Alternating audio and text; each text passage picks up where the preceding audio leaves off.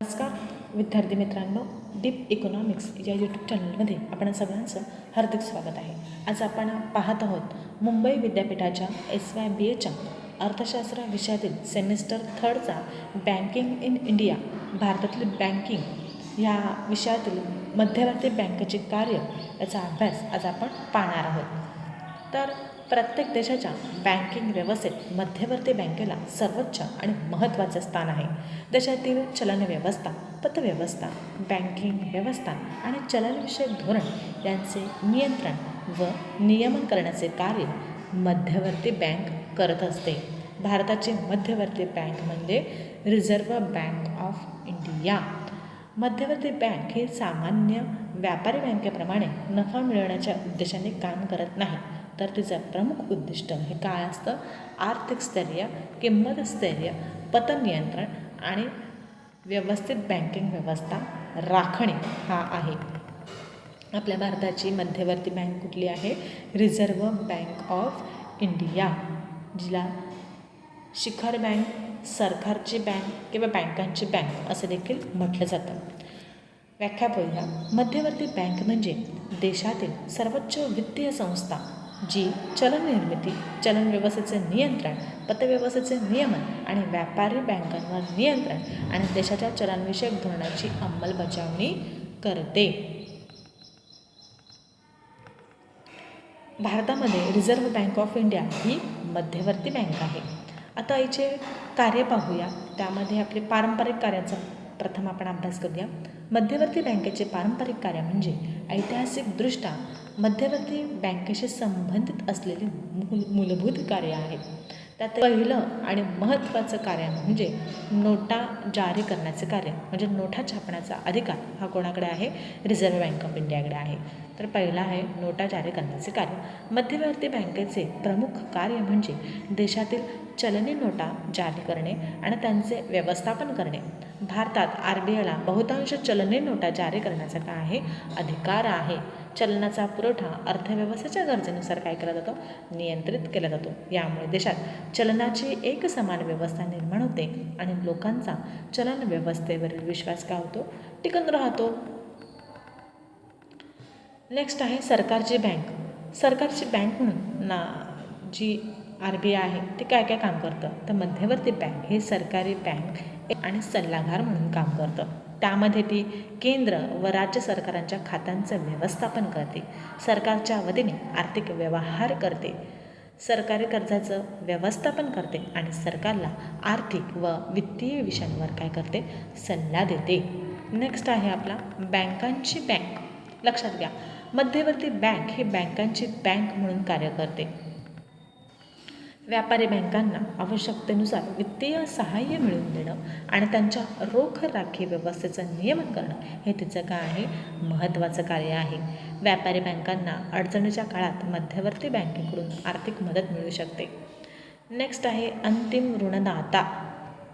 व्यापारी बँकेला गंभीर आर्थिक अडचण निर्माण झाली आणि तिला इतर ठिकाणून कर्ज मिळू शकले नाहीत, तर मध्यवर्ती बँक अंतिम ऋणदाता म्हणून काम करते. म्हणजे एखादी बँक आहे, तिने भरपूर लोकांना कर्ज दिले आणि लोकांनी तिला ते पैसे दिलेच नाही, अशा वेळेस ती बँक थोडीशी डबघाईला येते.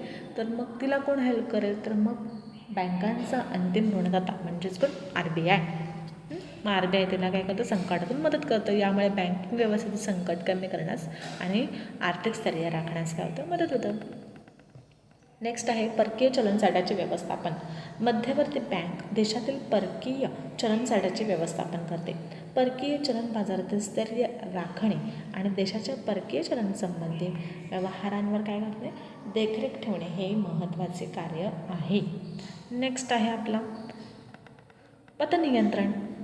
अर्थव्यवस्थेतील कर्ज आणि पतपुरवठ्याचे प्रमाण नियंत्रित करणे हे बँकेचे महत्त्वाचं कार्य आहे. अर्थव्यवस्थेत जास्त प्रमाणात पैसा व कर्ज उपलब्ध झाल्यास महागाई वाढू शकते, तर कर्जपुरवठा अत्यंत कमी झाल्यास आर्थिक व्यवहारांवर परिणाम होऊ शकतो. त्यामुळे मध्यवर्ती बँक विविध पतनियंत्रणाच्या साधनांचा वापर करते. नेक्स्ट आहे, मग अशी आपण पारंपरिक कार्य पाहिलं, आता आपण आधुनिक कार्य पाहत आहोत. तर आधुनिक काळात मध्यवर्ती बँकेची भूमिका केवळ चलन व बँकिंग नियंत्रणापुरती मर्यादित राहिलेली नाही, आर्थिक विकास, वित्तीय स्थैर्य, आर्थिक समावेशन आणि डिजिटल अर्थव्यवस्था यामध्येही मध्यवर्ती बँक महत्त्वाची भूमिका बजावते. आता त्यामध्ये पहिलं आहे चलनविषयक धोरणांची निर्मिती व अंमलबजावणी. मध्यवर्ती बँक देशातील चलनविषयक धोरण तयार करते आणि त्याची काय करते, अंमलबजावणी करते. आता त्याद्वारे ते काय बरं करते, तर पहिलं आहे महागाई नियंत्रित करणे, किंमत स्थैर्य राखणे, आर्थिक वाढीस पोषक वातावरण निर्माण करणे, पतपुरवठा नियंत्रण करणे यासाठी काय करते, ती प्रयत्न करते. नेक्स्ट आहे किंमत स्थैर्य राखणे. अर्थव्यवस्थेत महागाईचे प्रमाण अत्यंत वाढल्यास नागरिकांच्या क्रयशक्तीवर परिणाम होतो. त्यामुळे मध्यवर्ती बँक चलनविषयक साधनांचा वापर करून महागाई नियंत्रित करण्याचा आणि किंमत स्थैर्य राखण्याचा प्रयत्न करते. नेक्स्ट आहे आपला आर्थिक विकासाला चालना देणं. मध्यवर्ती बँक वित्तीय व्यवस्था स्थिर ठेवून आर्थिक विकासासाठी पोषक वातावरण निर्माण करतं. योग्य प्रमाणातील पतपुरवठ्यामुळे उद्योग, व्यापार, शेती आणि सेवा क्षेत्रांना वित्तीय मदत मिळतं. नेक्स्ट आहे वित्तीय स्थैर्य राखणं. आता यामध्ये बँका आणि वित्तीय संस्थांची आर्थिक स्थिती मजबूत राहणे आवश्यक असते. मध्यवर्ती बँकिंग व्यवस्थेवर देखरेख ठेवून वित्तीय स्थैर्य राखण्याचा प्रयत्न करते. यामुळे बँकिंग क्षेत्रातील मोठ्या संकटाची शक्यता काय होते, कमी होते. बँकिंग नियमन व पर्यवेक्षण. मध्यवर्ती बँक व्यापारी बँका आणि संबंधित वित्तीय संस्थांच्या कामकाजाचे नियमन आणि पर्यवेक्षण करते. बँकांनी योग्य पद्धतीने काम करावे, ठेवीदारांच्या हिताचे संरक्षण व्हावे आणि बँकिंग व्यवस्थेवर विश्वास टिकून राहावा यासाठी विविध नियम लागू केले जातात. नेक्स्ट आहे आपला आर्थिक समावेशनाला प्रोत्साहन. आता यामध्ये पाहायला गेलं तर समाजातील सर्व घटकांना बँकिंग आणि वित्तीय सेवा उपलब्ध करून देणे म्हणजे आर्थिक समावेशन आहे. समाजातील सर्व घटकांना बँकिंग आणि वित्तीय सेवा उपलब्ध करून देणे म्हणजे आर्थिक समावेशन होय. ग्रामीण, गरीब आणि बँकिंग सेवांकडून वंचित घटकांना औपचारिक वित्तीय व्यवस्थेशी जोडण्यासाठी मध्यवर्ती बँक विविध उपक्रमांना प्रोत्साहन देते. डिजिटल बँकिंग व पेमेंट व्यवस्थेचा विकास. आता आधुनिक काळात डिजिटल व्यवहारांचे महत्त्व मोठ्या प्रमाणात वाढले आहे. सुरक्षित आणि कार्यक्षम डिजिटल पेमेंट व्यवस्था विकसित करण्यासाठी मध्यवर्ती बँक नियम, मार्गदर्शक तत्त्वे आणि नियामक व्यवस्था निर्माण करते. आठवा आहे आपला ग्राहक संरक्षण.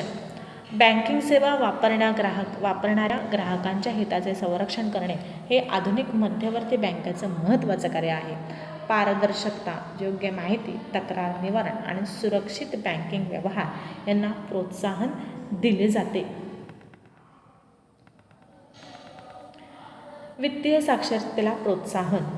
लोकांना बचत, कर्ज, डिजिटल व्यवहार, बँकिंग सेवा आणि आर्थिक नियोजन याबद्दल योग्य माहिती मिळावी यासाठी मध्यवर्ती बँक वित्तीय साक्षरतेला प्रोत्साहन देते.